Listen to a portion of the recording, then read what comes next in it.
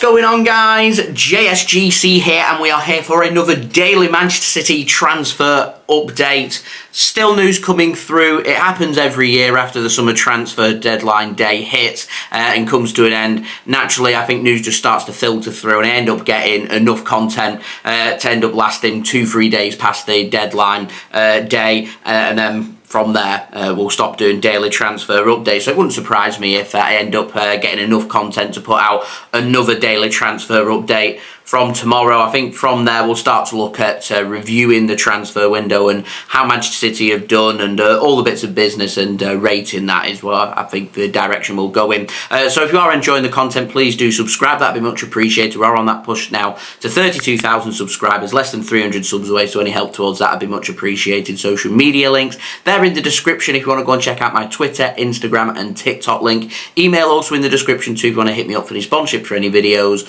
or any general business inquiries. Do leave your thoughts in the comments below, and finally do leave a thumbs up. Interesting on this one, so let's go for 300 likes. So we're going to crack on with this video. We've got one story from the outs, and it comes in the form of an update on James McAtee. Now, Alan Nixon has given the latest on this.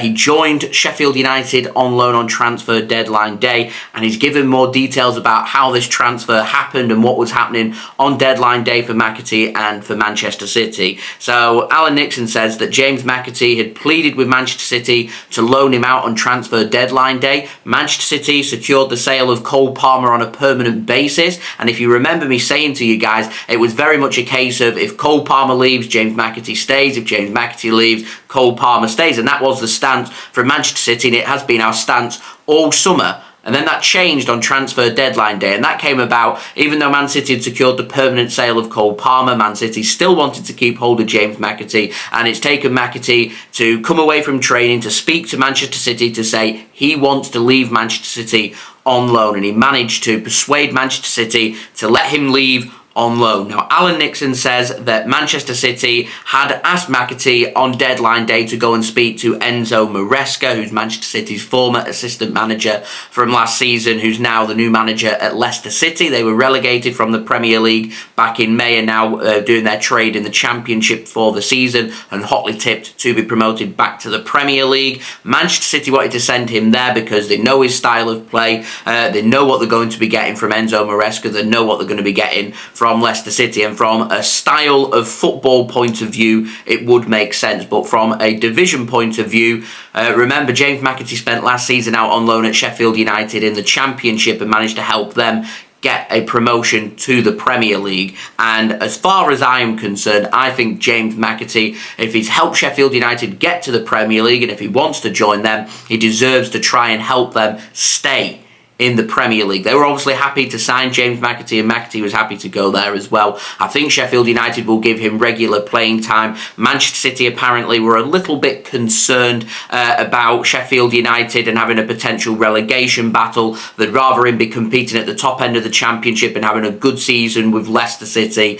and potentially getting promoted as a feel-good factor, rather than struggling along in the Premier League season and potentially Sheffield United getting relegated, and what that might do for a player's confidence at such a young age. But James McAtee dug deep and said he's not joining Leicester City, it's Sheffield United he wants to go and join, and he managed to secure that loan. So firstly, I want to say kudos to James McAtee persuading Manchester City to go and do that, and it's good that a football player so young is mature enough to take his future into his own hands and make a decision for himself and be decisive in what he wants to do. It would have been the easier option just to listen to Manchester City and go along with that, but obviously clearly enjoyed his time at Sheffield United, feels that he's got something to offer there, and dare I say, I think he might have been a little bit more motivated to do stuff with Sheffield United than he may have been with Leicester City, because he might be thinking to himself, I've already helped one club get promoted from the Championship, I don't need to go and do that again. And that was my fear in the point of view I was making a couple of videos ago when I was speaking about Taylor Harwood-Bellis, when it was announced that he had joined Southampton on a season-long loan. But the big difference in that deal is Taylor Harwood-Bellis, if he helps Southampton Southampton get promoted secures a permanent transfer. Man City aren't interested in selling James McAtee on a permanent basis, so it would make sense, in my opinion, to loan him to the best team in the best league, who's going to give him them regular minutes and them regular starts. He's going to be playing Premier League football. He's going to be getting a lot of experience with Sheffield United. He's going to be playing against some top teams. It's going to be difficult. Man City are correct. It's going to be very difficult for him, but it's a good experience. And actually, what Man City are going to get here from James McAtee is a good idea about where he's at with his level and what he can do in the Premier League, and it puts him in good stead potentially from next season if he has a really good season with Sheffield United, that Man City can take themselves a top homegrown quality central midfielder in James McAtee, who may be ready to push for the first team. I think Man City's bigger concern here was maybe they have doubts about it, maybe they don't. I don't know. Clearly they rate him that they wanted to keep him at Manchester City and aren't interested in a permanent sale, so clearly he's got something about him. I feel like Manchester City maybe wanted to loan him to Leicester City because there's more of a guarantee that he will do very well there in the Championship, that he will hold a really good ceiling value to his price. And Man City, if they did want to sell, will be able to sell for more money next season if he had a better season with Leicester City in the Championship than he does if he ends up struggling in the Premier League, and it ends up being the Premier League being a little bit too soon for him. So on the one hand, Man City know what's best for James McAtee. On the other hand, James McAtee knows what's best for himself and is stuck with his guns, and he's managed to secure that move to Sheffield United. And I could argue that this is probably the most interesting loan of all the loans that we've done in this window, and I'm looking forward to seeing what he can do against Sheffield United. I'm going to presume that he isn't going to be available when we face Sheffield United at the Etihad later in the season, because we've already faced them at Bramall Lane and they didn't sign James McAtee in time, so we can only face Sheffield United once more in the Premier League. Now moving on to the ins, this is a really interesting one. I want to speak about Eberechi Eze over at Crystal Palace. Now the Mirror, which isn't the most reliable of sources, have said that Manchester City on deadline day wanted to make a move for Eberechi Eze from Crystal Palace. Man City apparently were happy to pay £60 million. Crystal Palace have said to Manchester City the stance all summer's been they want north of £80 million, and nothing ended up materialising from there. And I have my doubts about this. As I said, it's not the most reliable of sources, and I can't imagine City spending £53 million on Mateus Nunes to then go out later in the day and spend north of £60 million on another central midfielder. Now this might have been something to do with James McAtee and him being loaned and Man City being concerned about depth. And if City are concerned about depth but haven't had enough time to sort that out, that could be Man City dipping into the market in the winter window, which we don't normally do. I again will be very surprised if we do. I think a lot depends on Kevin De Bruyne's recovery through the winter, and I think City will assess the situation again in January. And I think if Kevin De Bruyne is looking like he may need an extra couple of months to get over his serious hamstring injury, then that could rule him out potentially for the whole Premier League season, and that is a long time to go without someone as good as Kevin De Bruyne, whilst having a pretty stretched thin squad even with the players that we have brought in. And then we may want to pursue a move for Eze. I think Eze will hold on to his value, so I think he will cost Man City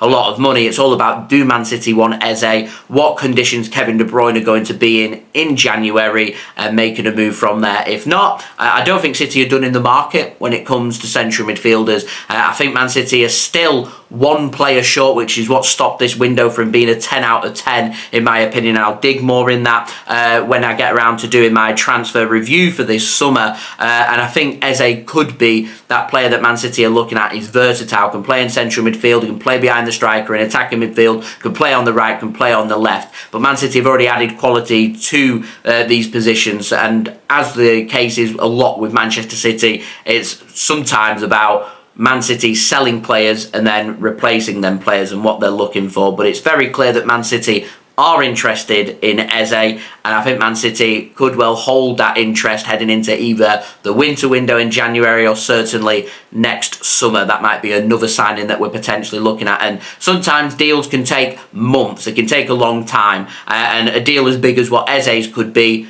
will take time. You don't want to rush it. You want to get it right. You want to negotiate hard and get a good price. And that now gives Man City the opportunity to go and do that. We've had a look at other players as well. Obviously, Lucas Paqueta is a player we've had of interest at West Ham. I wouldn't rule out Man City if them charges are dropped for gambling. All of a sudden, he may be keen on a move to Man City once more, and City could renew their interest. As I said, it all depends on what Man City want to do with central midfielders, because let's not forget, whilst Kevin De Bruyne is injured, by the time it comes around to next summer, he's going to be 33 years old, and I think Man City, in the long term, will be thinking, who do we want in central midfield? Because the biggest issue I think we've missed out on this summer is signing that young, high-quality prospect when it comes to our central midfield. We wanted Jude Bellingham. We didn't get Jude Bellingham. We missed out on other targets as well. So whilst Man City have had a really good window, I don't think it's the complete window, which leaves things open maybe in the winter. Clubs are more likely to be priced away with their top players in the summer rather than the winter. But certainly an interesting one and something I will keep my eyes on. As I said, I have doubts about the potential source of this information. I don't know whether this has all come down to what's happened with McAtee or Oscar Bob, who was getting linked with a loan move to Lazio, and City were looking at potential alternatives. I don't know. We'll have to wait and see. So yeah, there we go. That has been today's transfer update. As I said, I'm hoping to have enough content to have another transfer update tomorrow for you guys to look forward to. And throughout the rest of the week, we're going to have more transfer content for you guys to look forward to, as it is now the international break. I've just put out my Fulham review if you want to go and check that out as well. So please do go and check out with all of my thoughts from that. I've done a match vlog from yesterday on the JSGC football channel, linked in the description. Please go and check it out. It's a brilliant video, a nice special video dedicated wholly to Manchester City, what it means to me, going to the Etihad and seeing Erling Haaland perform and score a hat-trick and a brilliant performance. It's an excellent video. I fully enjoyed doing it, so do go and check it out. It is live on the JSGC football channel. Link is in the description. And yeah, don't forget to like the video. 300 likes is the aim. Leave your thoughts in the comments below. Subscribe if you're new around here. Social media links, they're in the description if you want to go and check out my Instagram, Twitter and TikTok. Email also in the description if you want to hit me up for any sponsorships for any videos or any general business inquiries, and I'll see you all again real soon. So I've been JSGC. Thank you everyone for watching. I hope everyone is safe and well. Peace. Ciao for now.